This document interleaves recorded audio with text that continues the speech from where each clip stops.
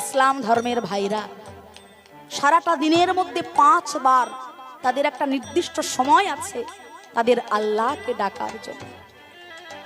আর আমরা মায়েরা সময় সময় মতো ভগবানকে না ডাকি, সময় মতো সিরিয়ালগুলো আমরা খুব মন দিয়ে দেখি, নাকি গো?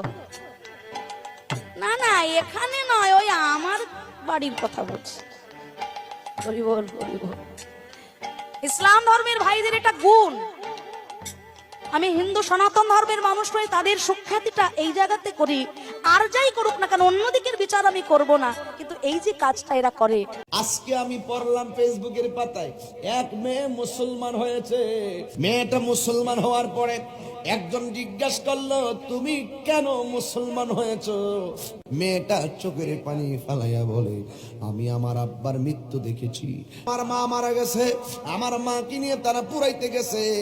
জীবনে কোনোদিন আমার মা এই চেহারাটা নিয়ে বাহিরে মানুষের কাছে যাই নাই, কিন্তু জাহান্নামের এক মুহূর্তের আযাব কারো পক্ষে সহ্য করা সম্ভব না। আমি পারবো না, কসম খোদার। ও জাহান্নাম থেকে বাঁচার জন্য খালি মুসলমান, আমার কোনো কিছুর অভাব ছিল না দুনিয়াতে।